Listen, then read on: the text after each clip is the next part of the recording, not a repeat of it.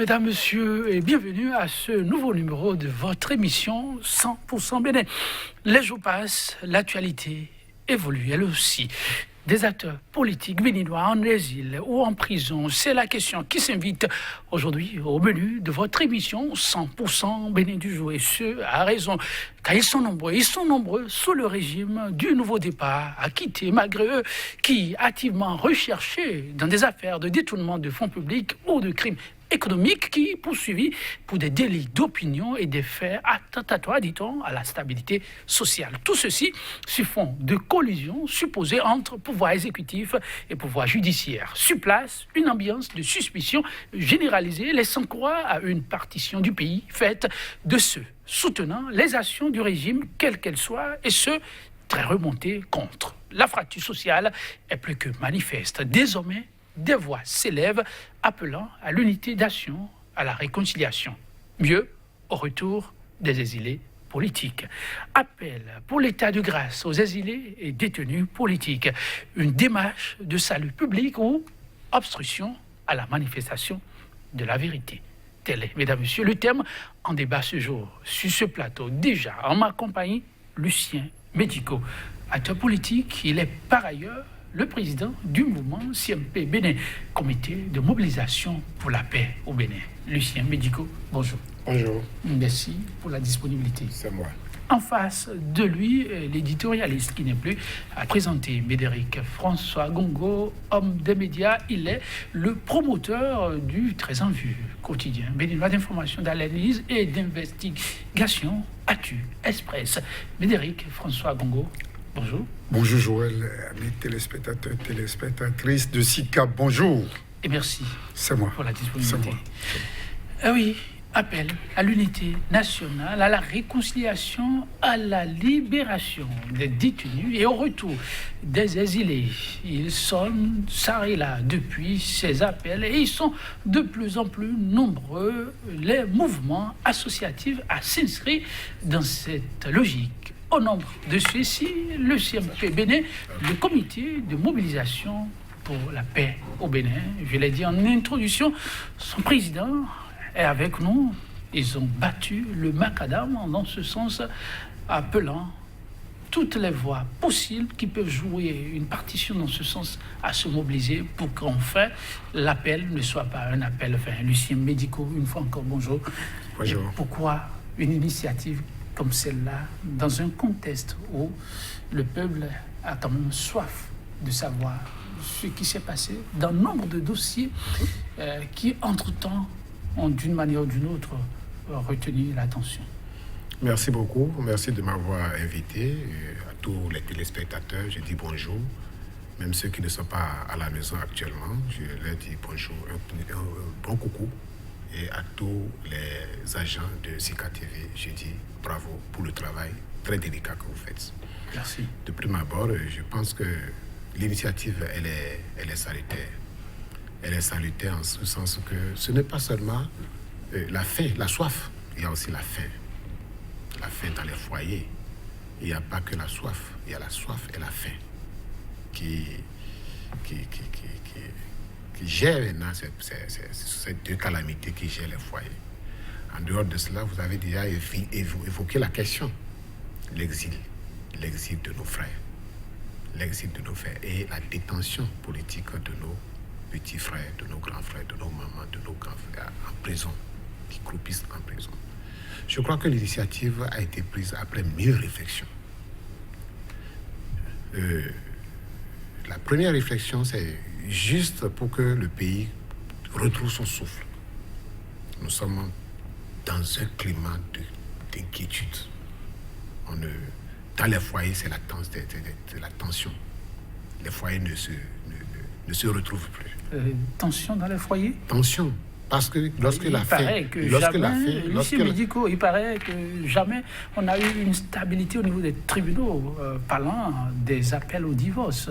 Pour les derniers chiffres qu'on a pu avoir, il y a eu moins de cas de divorce. Et vous parlez d'instabilité au niveau des foyers ? Non.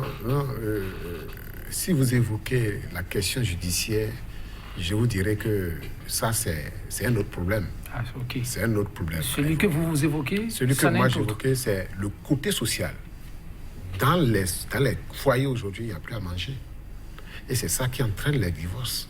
Parce que lorsque la femme ne trouve pas à manger, elle est obligée de vaquer à d'autres opérations que vous connaissez. Donc votre appel à la paix, c'est un ensemble. C'est un ensemble. Ce n'est pas que entre les hommes politiques, c'est entre même, ça va jusqu'au foyer. Ça va jusqu'au foyer parce que ça ne va, quand on ne va pas dans les foyers, ça remonte aux politiques. Mon cher ami, l'appel que nous lançons intéresse beaucoup au chef de l'État. Quel intérêt le chef de l'État Le chef de l'État a intérêt. Écouter et suivre un appel comme le vôtre. Oui. Est-ce que plutôt vous ne le conduisez pas, comme on dit, à oublier ses prérogatives? Non. Ça peut distraire le chef dans ce qu'il fait. Avant lui, c'était le même scénario. Avant lui, en 2013, c'était le même scénario, c'était la même scène que nous avons jouée avec l'ancien président Boni Yayi. J'étais alors le fou du roi, la ceinture politique, l'arbre, le bras opérationnel politique de Yayi Boni. Celui que vous voyez ici, c'est Médico. Je n'ai pas changé de nom. Qui me connaît, depuis sous Kérékou, c'est Kérékou qui m'a confié à Yayi Boni. Mon cher ami, en 2013, ce que nous faisons aujourd'hui, de façon intensive, et puis ça va se poursuivre dans tous les départements. Ce n'est pas qu'à Cotonou seul. Ce n'est pas Cotonou seul qui vit le drame. C'est le PR même, le chef de l'État, Patrice Talon, qui doit saisir la balle au bon pour redescendre la température et permettre à ses frères et sœurs disséminés partout dans le monde de revenir au pays. Attendez-moi, attendez. De revenir au pays pour que nous construisions ensemble le pays. Le pays est en train d'évoluer vers... Le pays se détruit progressivement, sans que le chef ne le sache. Je sais qu'il ne le sait pas. En tout cas, moi, Médico, je sais que le patron même ne le sait pas. Peut-être ceux qui sont dans son précaré ou dans son carré d'as peuvent lui dire, ça va. Non. Nous sommes dans la masse populaire. Nous savons ce que vit le peuple. Nous l'avons fait avec Yayi Boni. En étant même avec Yayi Boni, nous lui avons dit, laisse-le revenir. Il faut le laisser. C'est notre papa, c'est notre grand frère, c'est notre riche à nous. Excusez-moi beaucoup le bec dans l'eau. Dans le sud, ici. Nous sommes allés jusqu'à nous mettre à arrêter le cortège présidentiel à la place des Martyrs, le 13 septembre. Nous avons arrêté le cortège présidentiel parce que j'étais prêt à mourir ce jour-là. Avec des femmes, 3 femmes enceintes, debout. Et le cortège s'est arrêté. Père, papa, laisse M. Patrice Talon revenir. Mais ceux qui sont en exil aujourd'hui, la plupart d'entre eux m'ont aidé. La plupart. Dans la démarche que vous avez Dans la démarche. Oui. Je peux vous citer, ce n'est pas parce que nous sommes, je le dis partout, je me retrouve. Sébastien Javon a mis toute la communication que j'ai faite autour de cette histoire. Autour de cette histoire, Sébastien Javon a mis, écoutez-moi, Sébastien Javon et d'autres m'ont encouragé à le faire pour que vive le pays. Mais que je vous le demande, je sais pas, c'est en signe de gratitude à la personne dont vous venez de citer le nom que vous organisez, ce qu'on observe là. Un signe de gratitude, comment? Vous comprenez, vous avez dit que l'homme vous a par exemple beaucoup aidé. Oui. Votre initiative serait-elle mue par un acte de reconnaissance? Non. Porter vraiment vers l'intérêt collectif. Il n'est pas le seul. Parmi eux, il y a d'autres qui m'ont sorti du port. Parmi eux, il y avait des membres du gouvernement qui sont en exil aujourd'hui, qui, aux côtés de Yayi Boni à l'époque, ne voulaient pas du tout entendre parler de pardon. Et ils étaient pourtant des ministres. Ils étaient peut-être des ministres. Ils ont dit, mais le monsieur veut tuer Yayi Boni. Et toi, tu demandes à Yayi Boni de le pardonner. Alors, ils m'ont sorti du port. Médéric Gongo est là, il est témoin. Ils m'ont sorti du port. J'ai fait 3 mois avec GPS. GPS, groupe entreprise pour service. Ils m'ont sorti du port à cause du pardon que je réclamais. Talon. Mais ceux-là sont là-bas. Hier, par exemple, quand nous avons fait cette sortie-là, J'ai cité les noms de ceux-là. Donc, Qui m'ont créé une des démarche pour l'intérêt pour collectif. l'intérêt collectif, Mais l'intérêt de d'ailleurs, la François nation. Ngogo, on entend de revenir vers vous, mais une initiative comme celle-là, dont la portée vient d'être présentée par le porteur même, mais une fois encore, comme sur d'autres sujets, est-ce qu'il ne se pose pas un problème de timing tout de même, à un moment où s'ouvre un procès très retentissant, à un moment où il y a sur tapis un certain nombre de dossiers très sérieux, vous permettez l'expression, Lucien médicaux et les siens, font-ils bien de lancer un appel comme celui-là en ce moment? Vous savez, il n'y a pas de développement sans la paix. L'exercice auquel nous nous adonnons ce matin ne doit pas être perçu comme un signe de faiblesse. Il ne doit pas être perçu comme une volonté de faire des clins d'œil à un gouvernement ou de soutenir mordicus le camp d'en face. Cet exercice participe d'une logique de décrispation. C'est si tendu. L'état des lieux nous démontre aujourd'hui que nous sommes dans un état policier. L'état des lieux, malheureusement, nous amène à ne pas être rassurés de ce que la justice est véritablement équitable. L'état des lieux fait enregistrer au sein des Béninois une hantise, une peur. On sent comme un spectre pesant de terreur sur les populations et la suspicion est de règle où aujourd'hui au Bénin, la communication n'est véritablement libre que lorsque on appelle par WhatsApp et autres réseaux. Cet état des lieux pouvait s'expliquer par la volonté du chef de l'État, le président élu Patrice Talon, d'avoir sa majorité pour faire passer ses réformes. Ceci se comprend. Mais quelle était cette majorité qu'il avait amenée au pouvoir? 65%. Et même si cette majorité n'était pas la majorité parlementaire, c'était tout au moins la majorité populaire. Et lorsqu'on a besoin de faire des réformes, l'on a besoin, en premier lieu, d'une légitimation des actes qu'on pose. Donc, de l'aval de la population. Le chef de l'État, dès le départ, avait une assiette pour faire passer ces réformes. Et les députés ne pouvaient que suivre. Mais l'option a été faite de forcer une majorité parlementaire en prenant le risque, premièrement, d'imploser des ensembles politiques, la Renaissance du Bénin, le PSD, qui n'ont pas voulu faire le jeu, de débaucher des élus des FCBE en les tenant ou dans les affaires dans lesquelles ils seraient trempés ou parce qu'ils veulent vivre aux frais de la princesse. Ensuite, nous avons constaté des accointances incestueuses entre des ensembles politiques qui ont combattu le candidat Patrice Talon sur le terrain. Je veux parler du PRD, je veux parler de la Renaissance du Bénin dans une certaine mesure de l'Union fait la nation, qui l'ont rejoint dans cette majorité mécanique qui cherchait au niveau du Parlement. Pourquoi? Pour réviser la Constitution. 2 fois, cette initiative a été d'un échec cuisant. L'atmosphère était quelque viciée un peu avant, parce que certains aujourd'hui en exil étaient perçus comme des caciques qui empêchaient la minorité de blocage de permettre au chef de l'État de rouler comme s'il était sur un boulevard dans un pays de démocratie où la contradiction devrait être de règle.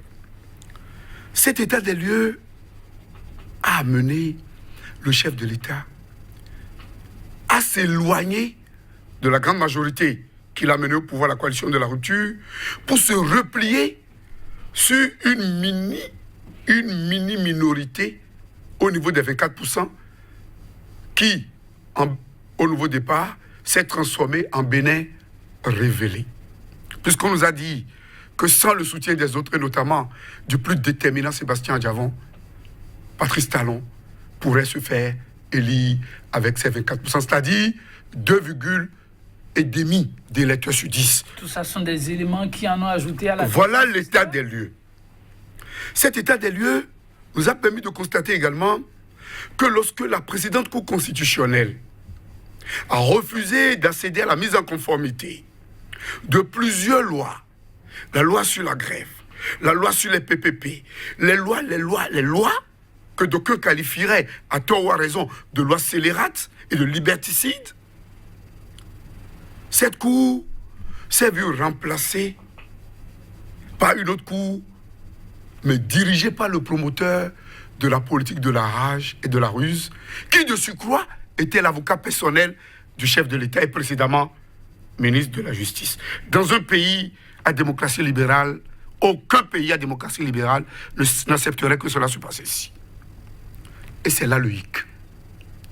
Où les lois liberticides qui avaient été votées, recalées par la Cour au lot, telles des lettres à la poste, étaient passées. Dans cet environnement, le chef de l'État lui-même a reconnu, devant le clergé catholique, que pauvres hier, les Béninois sont miséreux aujourd'hui. Mais bizarrement, le même chef de l'État disait devant les travailleurs, en des termes à peine voilés, qui n'ont aucunement droit à la grève. Au même moment, les licenciements se poursuivaient. Au même moment, la promotion des cadres étrangers ou des Béninois expatriés par le truchement de cette loi où on peut payer à quelqu'un qui a un BTS, qui est dirigé par quelqu'un qui a un doctorat, on peut payer à celui qui a un BTS 5 millions et payer 400 000, 500 000 à celui qui a le doctorat.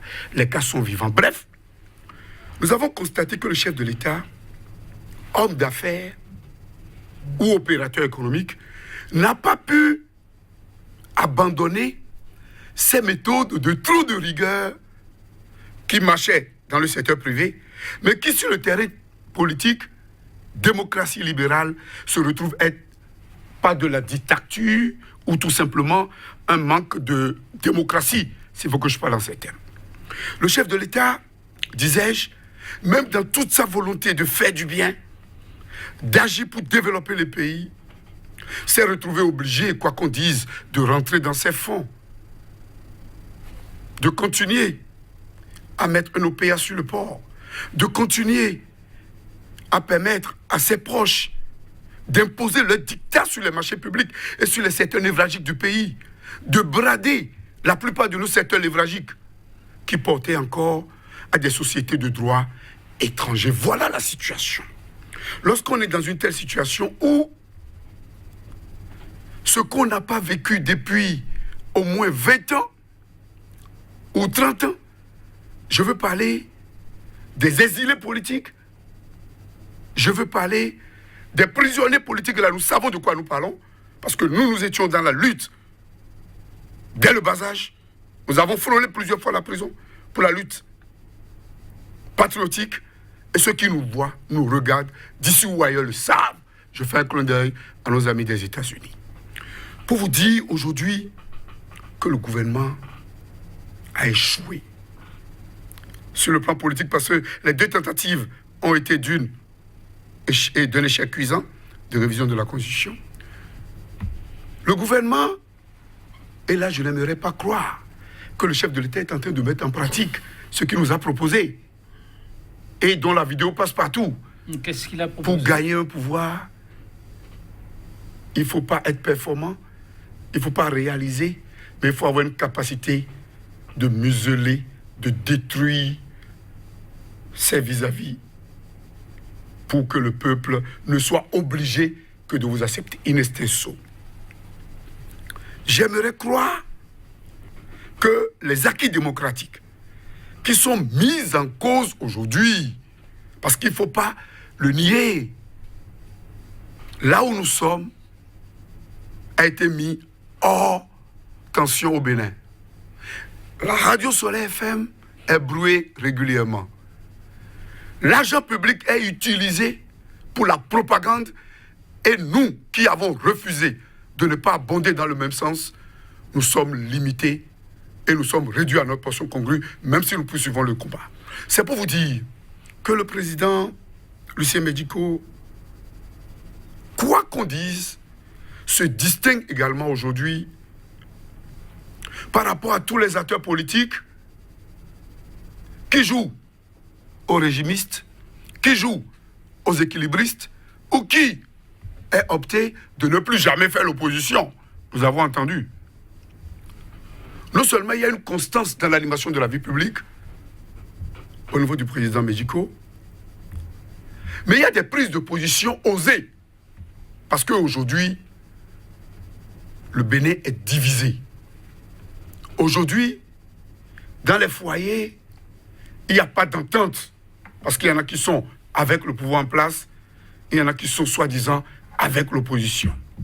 Aujourd'hui, meurtri, le peuple béninois se retrouve face à une justice clochardisée, à une police instrumentalisée, à une caste politique que l'on ne tient pas le nombril, où on voit 15 députés voter à 3 heures du matin une loi pour nous créer une coup de déception comme le tribunal de Nuremberg, alors que nous sommes dans un système de démocratie libérale, nous sommes dans un système en paix. Et j'ai la foi que le chef de l'État, le président Patrice Talon, seul avoir été élu devant le peuple, j'ai la foi qu'il ne peut pas vouloir de ce qui se passe. En tout cas, Médéric François Gogo, vous présentez un tableau qui n'est pas du tout reluisant, Lucien Médico.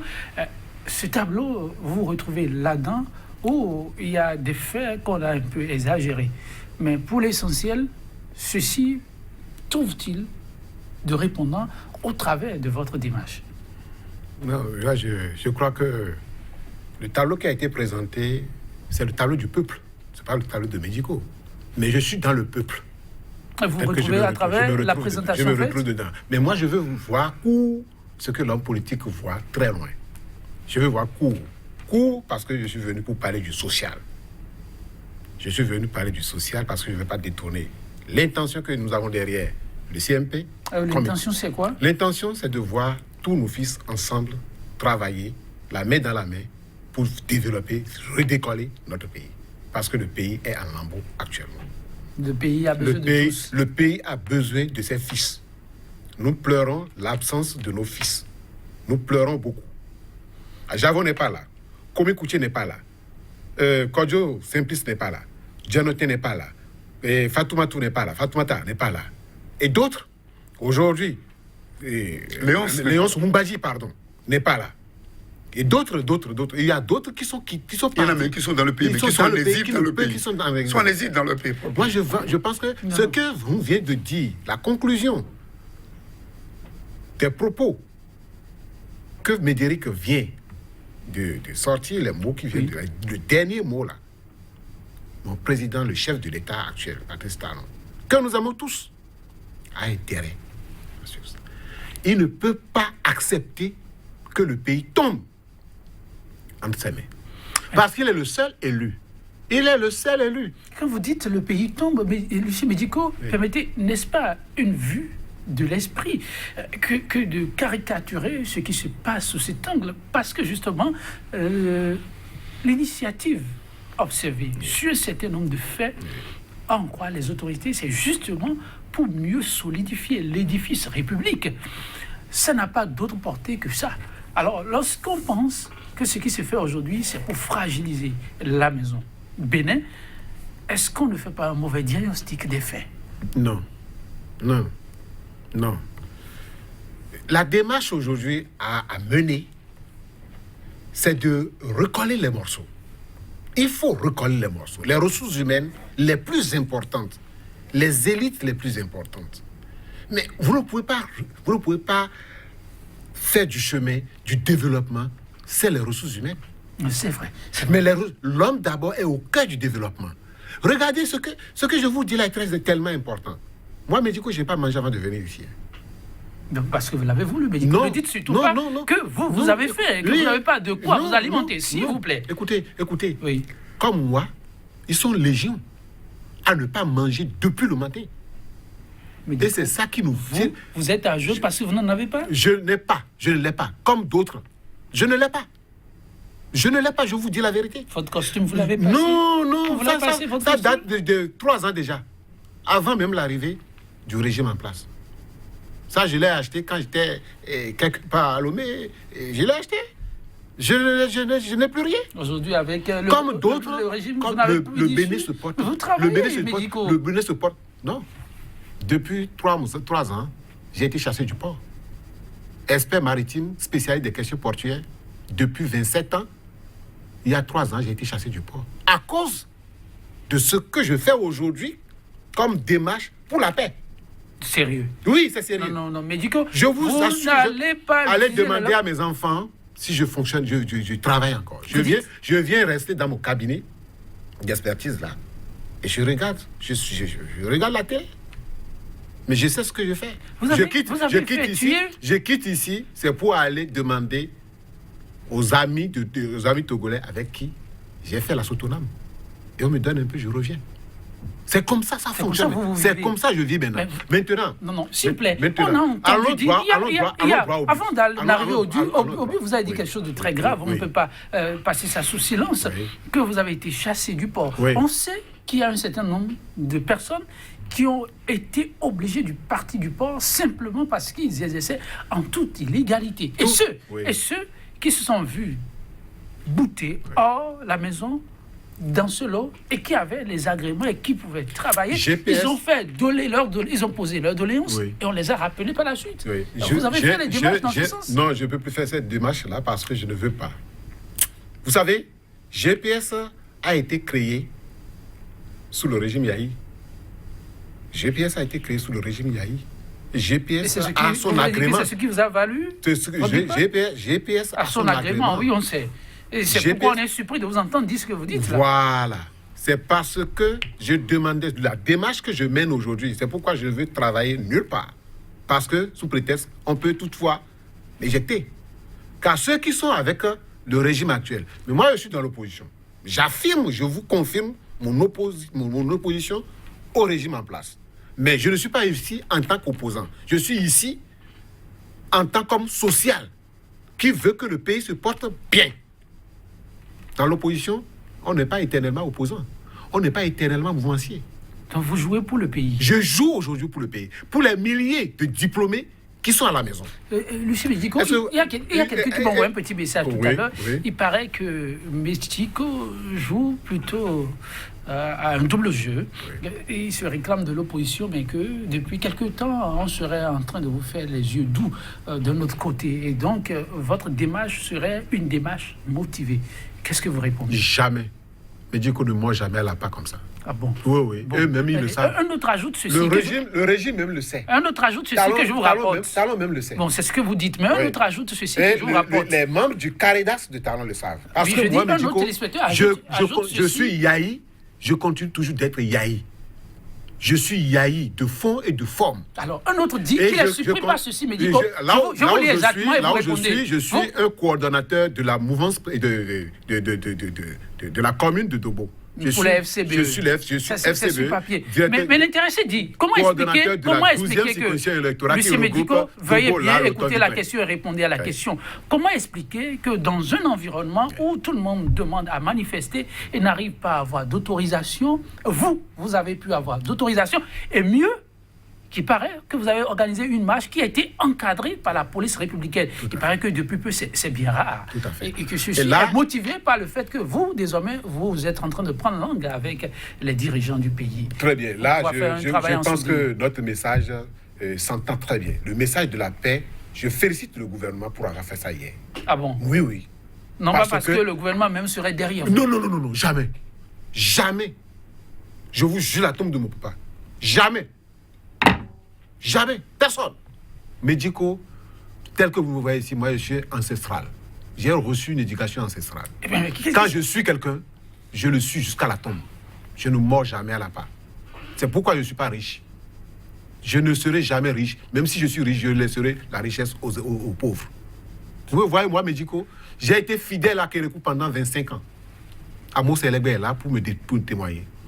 C'est pourquoi j'ai été cité dans le livre de Félix Hiroko comme enfant fidèle à la page 261. Allez chercher. Quand je suis avec Yahi, des gens ont dit la même chose. Mais aujourd'hui, qui sont ceux qui sont avec lui, avec Yahi? Il n'y a que moi, Jonathan et d'autres. C'est tout. Les autres sont partis des talents. Parce que le ventre. C'est votre message alors qu'il n'y a plus. Écoutez, ça a plu. Le gouvernement, je le remercie pour avoir autorisé ça. Je salue aujourd'hui Tobola. Je salue le gouvernement Talon pour avoir, Saka Lafia pour avoir fait ça. Vous voyez, depuis qu'ils sont au pouvoir, moi, je n'ai jamais vu Saka Lafia comme ça. Une fois, j'ai été voir Tobola pour le remercier, pour avoir accepté ce que nous avions fait. On avait manifesté une première fois. Mais les Béninois veulent que nous continuions toujours à insulter le président de la République. Les Béninois veulent que nous... S'ils aiment Sébastien Javon, s'ils aiment Komi Kouché, s'ils aiment, ils aiment. Les gens là sont riches. Mais si je commence pas à insulter Patrice Talon, alors que je n'ai pas la culture d'insulter les chefs d'État, je ne vais jamais le faire. Il faut décourager cela, oui. Je ne vais jamais le faire. Insulter un chef d'État, c'est insulter sa nation, c'est insulter son peuple. C'est dépeindre la gouvernance de ton pays. Moi, j'ai reçu une éducation. S'ils aiment effectivement ces frères qui sont partis, mais nous sommes malheureux. Sans les Sébastien ici, on est malheureux. Sans les Komi Kouché, on est malheureux. Regardez un enfant du pays qui souffre à Madrid. Donc ça veut dire que si on tue Sébastien là-bas maintenant, nous serons heureux. Les activistes, tous ceux qui disent là, c'est malheureux. L'État dira, c'est Sébastien qui finance ces activistes. À tirer à boulet rouge sur lui. Mais l'État a tout. L'État a toutes les cordes en main.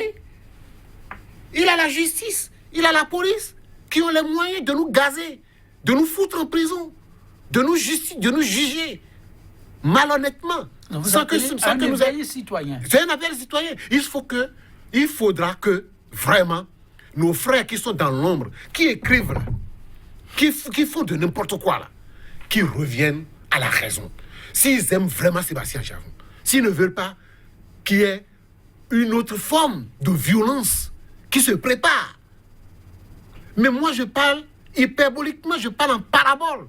Je ne laisse jamais mes idées se dévoiler. Oui, mais Eric François Congo, on a suivi le chef médicaux, il reste plutôt droit. Donc, mais nous avons plusieurs démarches. Je reviens vers vous quant aux démarches, parce qu'on veut effectivement savoir la suite.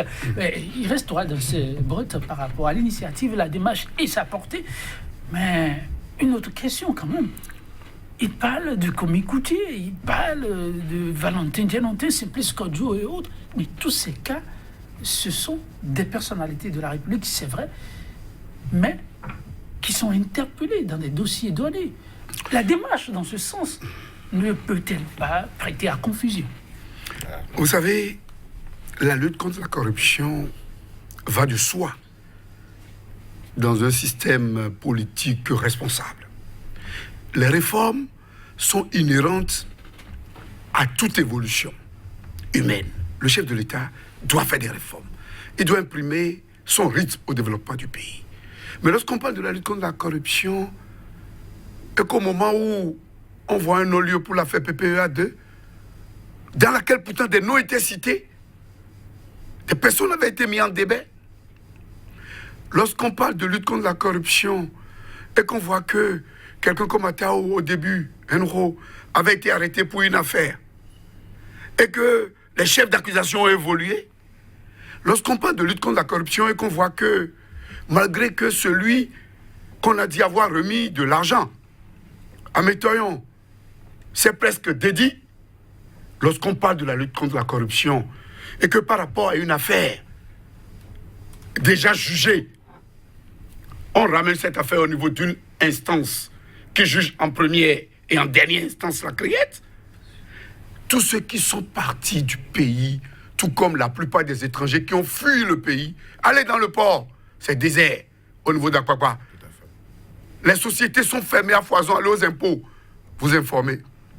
Le pays va mal. Lorsqu'on se retrouve dans ce schéma, il n'y a pas de sécurité juridique. Mais comment voulez-vous que lorsque j'ai la capacité de me défendre et que tu vois quelqu'un comme Adebo, le célébrissime Adebo, le respectable Adebo, de par le monde entier. J'ai été la fois dernière voir mon cher ami Kologoné et tous les autres. J'ai vu le vieux Adebo, j'ai coulé des larmes. Tout simplement parce que il y a eu cette rocambolesque affaire autour des médicaments qu'on veut prendre. Donc vous pensez et ainsi de suite. Je me dis, le seul ennemi du Bénin, c'est la pauvreté, c'est le sous-développement. Et lorsque l'on a son président du patronat en exercice, premier contributeur, parce que depuis que ça a été écrit, personne n'a démenti, fiscal du pays, lorsque on ne tient même pas compte de ce que celui-là paye aux impôts, ce que celui-là paye à la douane, et que, après avoir échoué sur le plan de la drogue pure, l'on a joué à le renvoyer en exil. C'est que fondamentalement, j'aimerais te rassurer que le pouvoir qui est en place est là pour le pays. Je n'en disconviens pas du tout par rapport à la volonté du chef de l'État. Mais de plus en plus, il y a des faits qui me confortent dans la certitude que j'avais depuis août 2015. Laquelle, cette certitude? Que lorsqu'on acceptera que celui qui était trempé dans 2 affaires, empoisonnement, coup d'État, contre le chef de l'État, qui était là, lorsqu'on acceptera que celui-là prenne les rênes du pouvoir, on aura un pouvoir de vengeance. Les coupures de presse sont là. Lorsqu'on acceptera que celui qui détenait les 2 leviers de l'économie nationale, le porc et le coton, et qui était en situation complètement de décrépitude, lorsqu'on acceptera qu'il reviendra au pouvoir, c'était l'essence de ma lutte. Pas que je ne connais pas. Vous l'avez dit. Pas que je ne connais pas le chef de l'État depuis plus de 35 ans. Pas que je n'ai pas d'intérêt avec le pouvoir en place. Que ceux qui parlent n'ont qu'à se renseigner. S'il y a quelqu'un qui connaissait au niveau de tous les journalistes, M. Olivier Bokor, bien avant moi, c'est bien moi, depuis ma plus tendre enfance. Oui, s'il y a quelqu'un, sinon il faut que je donne des exemples. S'il y a quelqu'un à qui il a fait du bien, beaucoup du bien, avant qu'il ne parte en exil, au niveau des journalistes, c'est bel et bien moi. Vous semblez aussi dire que votre combat est patriotique. C'est pour vous dire oui, qu'il y en a parmi nous qui ne giclent pas parce qu'ils ont des considérations nombriliques à satisfaire, parce qu'ils ont envie de rouler carrosse, parce qu'ils ont envie, les choses autrement. Je vous en prie. Appeler plutôt à l'apaisement de la situation. Oui, exactement. Lorsque l'on a un tableau qui se présente comme ici, permettez-moi de dire que le gouvernement Patrice Talon a le dos au mur. Et puisque c'est un homme d'affaires qui ne raisonne qu'en fonction de rapport de force, il le sait. Il le sait bien déjà. Et son comportement, sa volonté de vouloir commencer les dialogues, on nous l'a annoncé avec les syndicalistes hier. Et la déception qu'il a enregistrée par rapport à cette majorité mécanique qu'il a formée au niveau du Parlement par rapport aux 2 tentatives de révision, et cette majorité qui lui a offert après le vote des 2 autres lois biaisées sur la charte, sur le système partisan et le code électoral. Lorsque l'on observe tout ça là, on se dit, le chef de l'État est seul devant le peuple. Il faut donc changer le chef de l'État doit se soustraire du diktat du clan. Durant 3 ans, tous ceux qui l'ont aidé, soi-disant, tous ceux qui lui ont été fidèles, soi-disant, toutes ces sociétés qui sont tombées, soi-disant, sont aujourd'hui debout. Mais François, ça va déjà. Oui. Le pays a été déjà saigné. Les populations sont déjà meurtries. Maintenant, il est temps d'aller vers la paix. Tout à fait. Il faut aller vers la paix. Et je crois que cette initiative, oui, nous ne devons pas mettre de la béninoiserie derrière. Il est d'une culture qui est ma culture, la culture du grand mono. Et lorsque vous interrogez l'histoire, les grands communistes sortaient de quelque part. Tout à fait. Et nous, c'est ça qu'on nous a appris. Nous ne sommes pas nés régimistes. Donc, nous ne sommes pas des culturels. Nous ne sommes pas l'initiative. La meilleure manière d'accompagner cette initiative qui participe à la décrispation nationale, qui participe à la paix, qui aide même le chef de l'État. Parce que... Oui, la meilleure manière, laquelle? La meilleure manière, c'est de ne pas chercher les cheveux sur la tête d'un chauve. Okay, c'est de ne pas... Et c'est ça qui nous tue au Bénin. Quel que soit ce que tu fais au Bénin de bien, on dira c'est vrai qu'il y a une certaine culture qui pratique ça.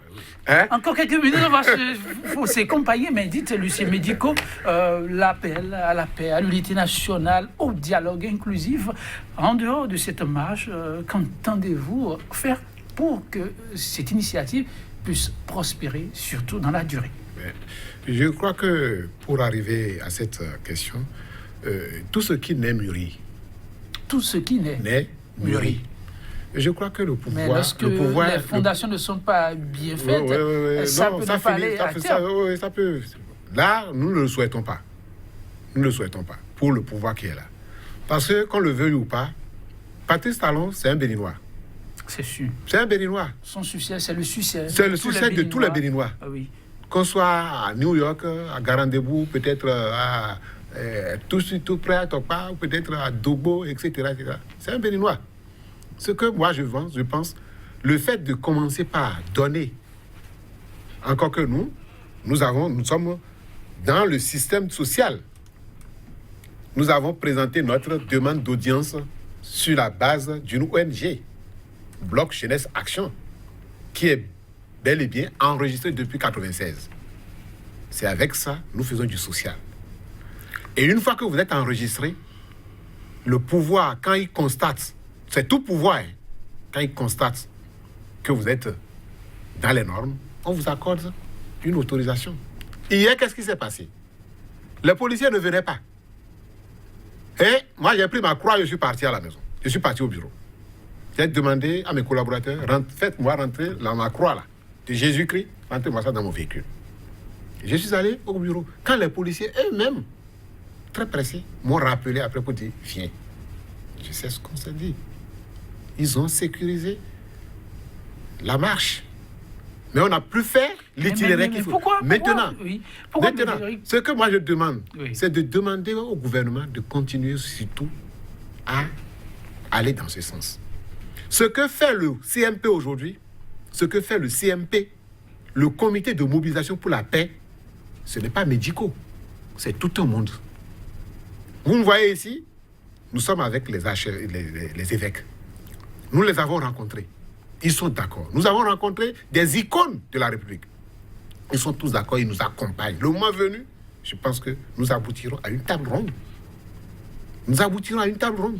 Et le gouvernement et les opposants, ils seront tous ensemble pour débattre. Mais je pense que le but final, il faut l'avouer, les élections se feront ensemble. Les élections, qu'il doit y avoir élections, nous les ferons ensemble. Il n'y aura pas d'autres ailleurs, etc. Donc une élection tendue, c'est à proscrire. Les élections sont une fête. Quelques minutes maintenant, c'est une fête. De l'autre côté, il reste plus beaucoup. Je pense que tout le monde, tout le pays, tout le peuple béninois doit se mettre derrière pour faire ça. Hier, nous avons fait notre marche dans la paix. Et il y a plusieurs séries de marches. Et je demande au gouvernement, surtout à Toboula, qui est notre gouverneur du départemental, il faut l'avouer. Un gouverneur, il faut l'avouer comme ça, de nous appuyer, vous allez d'accompagner cette démarche-là, parce que le gouvernement sera Merci à vous, Lucien Médico. Vous savez, en l'absence de médiateur digne de ce nom, pendant que tous les aînés de la République jouent aux équilibristes ou sont des régimistes, le Bénin a besoin des pacificateurs. D'où qu'ils viennent, les initiatives doivent être prises en compte et non seulement les exilés doivent revenir, mais la nature du débat politique, dans le cadre des législatives, doit être recentrée autour des questions du développement. Merci à vous, le Bénin mérite François Gongo, merci à vous. Lucien Médico et le Bénin méritent mieux. Ce mieux, c'est à travers la conjugaison des efforts. L'une ne sera de trop, dit-on, pour bâtir une nation prospère. Ainsi va la vérité qui s'impose depuis tout le temps. 100% Bénin, ce sera tout. Jacques Béni vous souhaite pour vous fausser compagnie. La clémence est autant agréable aux hommes qu'une pluie qui vient sur le soir ou dans l'automne tempérer la chaleur du jour ou celle d'une saison brûlante et humerter la terre que l'ardeur du soleil a desséché. Merci de savoir quelquefois mettre de l'eau dans nos vins quand ça semble trop chaud. À demain pour d'autres aventures, toujours avec la même disponibilité. Au revoir.